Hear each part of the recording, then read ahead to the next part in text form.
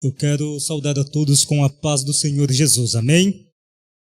Graças a Deus por essa oportunidade que prove o Senhor de estarmos aqui. Eu quero te convidar a abrir comigo a sua Bíblia, por especial gentileza, no livro do profeta Isaías, capítulo de número 6. Livro do profeta Isaías, capítulo de número 6. Enquanto você se localiza no texto, eu gostaria de louvar a Deus por essa oportunidade, dizer que apresentar ao Senhor e aos irmãos uma palavra é sempre uma responsabilidade imensa. É impossível assumir esse altar, é impossível assumir este microfone sem as pernas de fato tremer, sem o estômago fazer barulho, porque sabemos que é coisa muito séria. Louva a Deus pela vida do nosso irmão, cooperador, diáconos, Gênesis, Daniel, pela deferência, pela vida do pastor Daniel Ribeiro, toda a sua casa, toda a sua família, pela confiança, e eu tenho certeza que Deus, Ele tem uma palavra ao meu e ao teu coração. Você crê dessa maneira? Livro do profeta Isaías, capítulo de número 6, diz assim a palavra do Senhor: No ano da morte do rei Uzias, eu vi o Senhor assentado sobre um alto e sublime trono, e as abas das suas vestes enchiam o templo. Serafins estavam por cima dele, cada um tinha 6 asas, com 2 cobria o rosto, com 2 cobria os seus pés, e com 2 voava. E clamavam uns para os outros, dizendo: Santo, Santo, Santo é o Senhor dos exércitos, toda a terra está cheia da sua glória. E as bases do limiar se movia a voz do que clamava, e a casa se encheu de fumaça. Então disse eu: ai de mim, estou perdido, porque sou um homem de lábios impuros. Habito no meio de um povo de impuros lábios, e os meus olhos viram o Rei, o Senhor dos exércitos. Então um dos serafins voou sobre mim, trazendo na mão uma brasa viva, que tirara do altar com uma tenaz. Com a brasa tocou a minha boca e disse: eis que ela tocou os teus lábios, a tua iniquidade foi tirada e perdoado o teu pecado. Depois disso, ouvi a voz do Senhor que dizia: a quem enviarei e quem há de ir por nós? Disse eu: eis-me aqui, envia-me a mim. Amém? Podeis assentar, em nome do Senhor Jesus Cristo. O nosso irmão Daniel havia nos comunicado que a temática deste culto seria voltado para a questão de prioridade. Eu me lembro que na época ele havia sugerido um texto para tematizar esse culto, para fortalecer essa temática, contudo orando a respeito sobre questões de prioridade. O Senhor direcionara essa palavra ao meu coração, e eu tenho certeza que dentro de 20, 25 minutos consigo entregar aquilo que o Senhor facultou à minha mente, à minha alma. E perceba, irmãos, que desde o início do ano passado, a nossa sociedade, a nossa nação brasileira tem vivido um período de instabilidade. É bem verdade, com o estabelecimento da quarentena que se protela até os dias de hoje, comércios foram fortemente atingidos, afetados. As nossas igrejas não substancialmente foram diretivamente abaladas, e nós descobrimos diante de todo este contexto que o fato de cultuar, adorar a Deus, se apresentar em congregação não é apenas uma questão de importância. Adorar a Deus em comunhão de maneira congregacional é uma questão de prioridade. E todas as vezes que falamos a respeito da questão prioridade, automaticamente estamos imbuindo nos parâmetros de importância a necessidade, a urgência, a relevância, aquilo que é necessário se fazer para atender o objetivo estabelecido. Pois bem, diante dessa ótica, nós trazendo à luz o capítulo de número 6 do livro do profeta Isaías, é verdade que esse encontro entre o profeta e Deus foi um encontro divisor de águas, um encontro que marcou a vida ministerial de Isaías. Veja que Deus, ele é perfeito no seu tratar e trata com o homem no seu tempo perfeito, na sua hora precisa, da maneira que ele bem quer e entende. Nós sabemos que a Bíblia é a palavra de Deus, o livro inerrante, o livro da graça, o livro do poder, o livro da autoridade. Sabemos que na sua composição literal, a Bíblia contém cerca de 1189 capítulos, sendo que 929 está no Antigo Testamento, 260 no Novo Testamento, e o livro do profeta Isaías, por sua vez, é tratada teologicamente como uma microbiblioteca, uma mini Bíblia dentro da Bíblia, porque os seus primeiros 39 livros vai fazer uma reportagem daquilo que vai corresponder à dinâmica e à tratativa de todo o histórico do Antigo Testamento, e os seus outros 27 livros irá fazer uma reportagem da redenção, da graça, onde o Messias, como o servo sofredor, como o servo autor da redenção, será apresentado. Mas me chama a atenção a narrativa do capítulo de número 6, pois a Bíblia vai apresentar um evento sobremodo marcante. O capítulo de número 6 do livro de Isaías vai fazer uma alusão, uma reportagem ao ano 740 antes de Cristo. Se você fazer uma reportagem ao segundo livro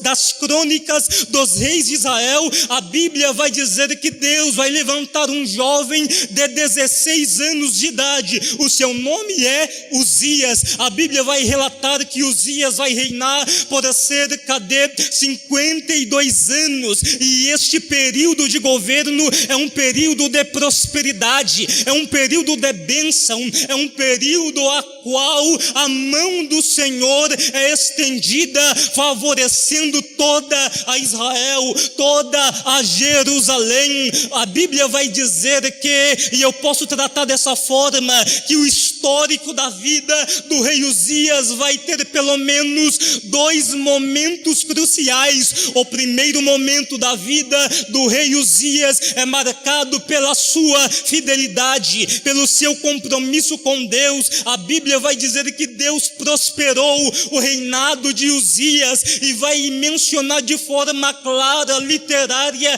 que Deus foi maravilhosíssima, benigno com Uzias, de maneira que ele se fortalecia, de maneira que ele governava com graça, com sabedoria e com o Espírito de Deus. É o primeiro retrato da vida deste homem. Mas o segundo retrato da vida de Uzias vai ser um período que eu gosto de tratar como um período de decadência, de declínio, pois agora a soberba, a vaidade, o orgulho domina a sua alma, o seu coração, e agora o rei que é honrado, ele no ápice da sua glória e do seu egocentrismo, ele vai querer fazer algo que não é da sua competência. O que é, presbítero Rafael? Ele vai querer assumir o lugar do sacerdote, ele vai sacrificar ao Senhor algo que era condenável, que era abominável, porque somente o sacerdote tinha a legitimidade legitimidade para oferecer holocausto a Deus. A Bíblia vai dizer que Deus não gostou da história e feriu Uzias com uma lepra mortal, e foi-se os últimos 12 meses, os últimos 12 anos, melhor dizendo, do governo desse homem isolado em uma casa aparatada do seu reino, apartada da casa real. O ano 740 antes de Cristo é marcado como o ano da morte do rei Uzias. O versículo de número 1 do capítulo 6 de Isaías vai dizer que no ano da morte do rei Uzias, perceba que o texto não vai dizer que é nem antes e nem depois da morte de Uzias, mas no ano da sua morte, Isaías teve uma visão, Isaías teve um vislumbre, uma ótica da eternidade. Eu quero chamar a atenção dos meus amados irmãos, porque o fato de Deus se revelar a Isaías no ano da morte do seu primo Uzias foi proposital, porque durante os 12 anos que Uzias ficou isolado, Israel estava sem rei no trono, Jerusalém estava sem governador na linha de frente. O seu filho Jotão estava tomando ações administrativas, mas não era a mesma coisa de o rei estar assentado no seu trono. É interessante a tratativa de Deus com Isaías, porque Deus ele vai tratar que no ano da morte de Uzias, Isaías teve uma visão. E que visão é essa? Ele viu o Senhor assentado em um alto e em um sublime trono. Era Deus declarando de maneira subliminar ao coração do profeta: ainda que não tenha rei assentado em Israel, ainda que não tenha rei governando Jerusalém e Judá, eu permaneço assentado no meu alto e sublime trono.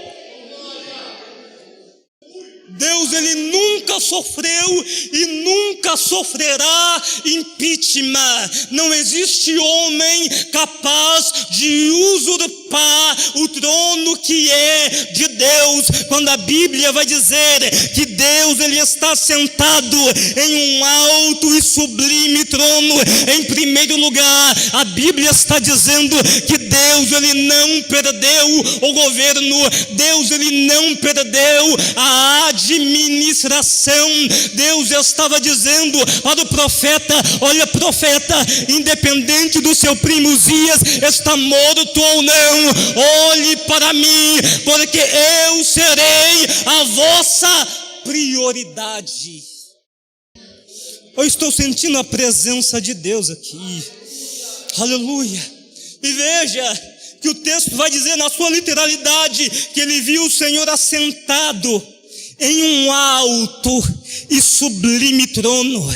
Isso fala da sua realeza, isso fala do seu poderio, isso fala do seu governo, isso fala da sua suficiência, isso fala da sua potência, isso fala da sua graça, da sua bondade. É Deus se apresentando em meio à crise, lançando uma palavra de conforto ao coração do seu moço, dizendo: pode as coisas fugir do controle de vossa mão, mas nada foge do controle das minhas, porque operando eu, quem impedirá? Permita-me dizer, em nome do Senhor Jesus, enquanto Deus for a sua prioridade, pode descansar, porque Ele vai cuidar de você. Perceba que ele vê um alto e sublime trono. Aleluia. A visão da sala do trono é o que ele contempla. E ele vai dizer que além de ver um alto e sublime trono, a visão vai se estender, a visão vai se desenvolver. E o texto vai dizer: e as abas das suas vestes enchiam o templo. Porque o ambiente da revelação, fisicamente falando, o profeta estava na terra, estava no templo, cumprindo as suas atividades. Ele vê o trono, o Senhor assentado em um alto e sublime trono. Ele vai perceber um detalhe, e o detalhe é que as abas das vestes de Deus vai encher o templo. Deus, ele está no céu, mas as abas das suas vestes vai encher o templo com a sua glória, com o seu poder, com a sua presença. Irmãos, engana-se quem pensa que Deus precisa descer aqui para manifestar o seu poder e a sua graça. Apenas um pedaço da roupa, apenas um pedaço da orla do seu vestido é mais do que o suficiente para a presença de Deus descer rasteira sobre essa atmosfera terrestre. Veja o livro do Salmo de número 19, a respeito da grandeza de Deus. Vai dizer que os céus proclamam a glória de Deus e os firmamentos anunciam as obras de suas mãos. O texto bíblico no livro de Salmos de número 147, a respeito da grandeza de Deus, vai dizer que Deus, ele está sentado no seu trono, ele conta as estrelas no céu, chamando cada uma pelo seu nome, porque ele é grande. Isaías capítulo de número 40, a Bíblia vai dizer que Deus, ele é tão grande que ele descortina o céu e os desenrola, fazendo uma referência semelhante à mulher que abre a cortina da sua casa. A Bíblia vai dizer ainda no livro de Isaías capítulo 40 que Deus é como um pastor que com um braço forte livra as suas ovelhas. A respeito da grandeza de Deus, Deus é tão grande, mas Deus é tão grande que ele vai se revelar a Jó e vai dizer que com a palma das suas mãos ele acopla todas as águas do oceano. É o Deus que mede a altura do mar, a largura da terra. Ele é grande. Isaías capítulo 42, a respeito da suficiência de Deus, ainda vai dizer que Deus, ele está sentado no seu trono e olha para a terra e vê os seus moradores como gafanhoto. Deus, ele não precisa se esforçar para nos encher da sua presença. Apenas uma orla, apenas um pedacinho de roupa é suficiente para inundar este lugar com a sua glória. Perceba que o texto está falando de adoração, o texto está falando de culto, está falando do poderio de Deus. Ele é merecedor da honra, ele é merecedor da glória, ele é merecedor do louvor, porque ele é Deus. A visão do profeta vai se desenvolver mais um bocadinho. E além de ver o Senhor assentado no trono, além de ver a aba da sua vestimenta encher o templo, a visão vai se ampliar um pouquinho mais, e vai dizer que ele contemplou, ele viu que serafins estavam por cima dele, e cada um tinha 6 asas, e com 2 cobriam o rosto, com 2 os pés, e com 2 sobrevoavam. Alguém vai se escandalizar com esse texto, e vai se atentar ao detalhe do que o serafim estava sobrevoando acima do trono. Mas, irmãos, isso não me espanta, isso não me assusta. Primeiro, serafim é criatura, quem está no trono é criador. Segundo, serafim, ele está na subordinação de Deus, portanto, serafim obedece, quem manda é quem está no trono. Isso não me assusta, porque serafim, ele foi criado, portanto, ele teve início, e alguns, com a queda de Lúcifer, terão o seu fim no Hades, no inferno, até a eternidade. Quem está no trono não teve fim, não teve início, ele é desde depende de nada, ele não depende de ninguém que seja fora dele.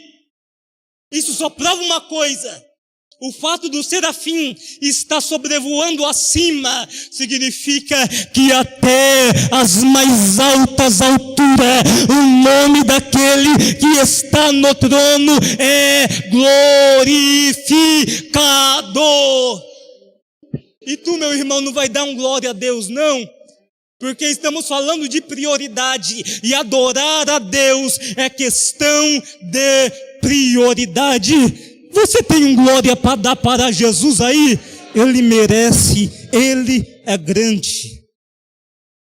Ele cobre os pés se reporta a santidade do ser.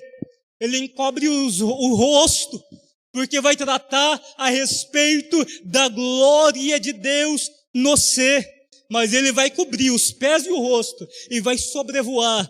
É mais ou menos assim, quando Isaías tem a visão e vê aquele ser, o ser entende que ele não é, e ele não pode ser o objeto da atenção do profeta que está tendo a visão.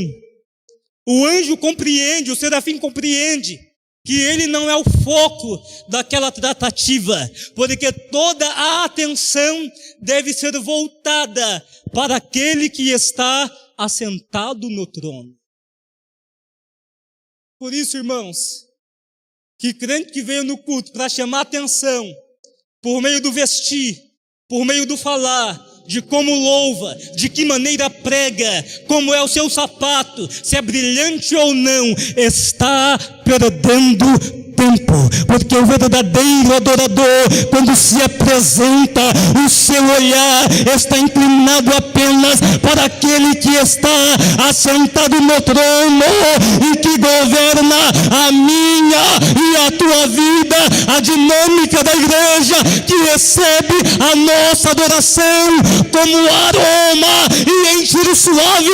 Então me perdoe, me desculpa se eu não reparar o seu cabelo, se eu não reparar a sua gravata bonita, porque eu vim pra cá, foi pra olhar pra ele. Dadaga subianda cantaraba subianda cai. De comenere mídia via cantaraba subia. Aleluia. E você vai perceber ainda, eu estou sentindo a presença de Deus. Você pode adorar.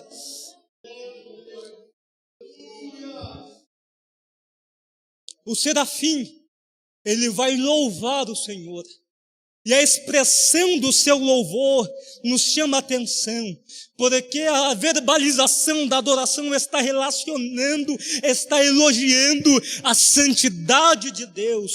Santo, santo, santo é o Senhor dos exércitos, e toda a terra está cheia da sua glória. E esse cântico se repete, eles continuam: santo, santo, santo é o Senhor dos exércitos, toda a terra está cheia da sua glória. Sabe o que é mais bonito, irmãos? É que os serafins está mais ou menos organizado da maneira a qual essas cadeiras estão organizadas, de maneira que Deus ele está no centro, de maneira que Deus ele está no meio da sala do seu trono, conforme o livro do Apocalipse vai nos informar. Então tem serafim de um lado, tem serafim de outro, tem serafim na retangular e assim por diante. Então os serafins estão contemplando o ser que está no trono, e um está dizendo para ele é santo, ele é santo, esse ser é santo, ele é santo, ele é santo, aleluia. E a conclusão é que ele é santo e toda a terra está cheia da sua glória. Mas sabe o que é bonito ainda a respeito da sincronia de adoração desse ser? É que o texto vai dizer, e eu quero chamar a sua atenção para essa verbalização. O versículo de número 3 está escrito: e clamavam uns para compara com os outros, conforme ilustrei aqui, dizendo santo, santo, santo. Mas o versículo 4 vai dizer que as bases do limiar, que a estrutura do templo se movimentava, e veja, a voz do que clamava. Veja que no versículo 3, eles estão clamando, eles clamavam, está no plural, mas o templo, ele vai tremer, o templo vai se estremecer, vai dizer, a voz do que clamava. Então, apesar de um estar dizendo para o outro, pastor Daniel, ele é santo, ele é santo, ele é santo, ele é santo, quem estava na terra, contemplando a visão, que era o profeta, era como se ele estivesse ouvindo apenas uma voz, apenas um som. Sabe o que isso significa? Isso fala da harmonia, isso fala do sincronismo, isso fala do louvor uniforme, isso fala do louvor perfeito. É mais ou menos assim: eu estou dando glória, você está dando glória, o Daniel está dando glória, o pastor Daniel está dando glória, mas lá no céu é como se um só corpo estivesse adorando. Então nessa noite Deus não ouvirá apenas o meu aleluia, apenas a minha glória, Ele ouvirá um som de adoração de uma igreja unida, de uma igreja fortalecida em um só propósito, em uma só voz de adoração, dizendo santo, aleluia. Estou sentindo a presença de Deus aqui. Já passou 27 minutos, tenho 3. Deus, ele habita no meio dos louvores. Jó capítulo de número 38, versículo de número 7. Deus, ele vai questionar o seu ser e vai dizer: onde estava tu quando as estrelas da alvas juntas alegremente cantavam e se rejubilavam diante dos filhos de Deus? Deus questionando ao profeta, ao Jó: antes de você nascer, antes do princípio de todas as coisas, as alvas que representam os seres angelicais já se reuniam diante de mim e me louvavam. O livro do Salmo de número 22, versículo de número 3, o salmista, na inspiração do Espírito Santo, ele vai dizer: contudo, tu és santo, entronizado entre os louvores de Israel.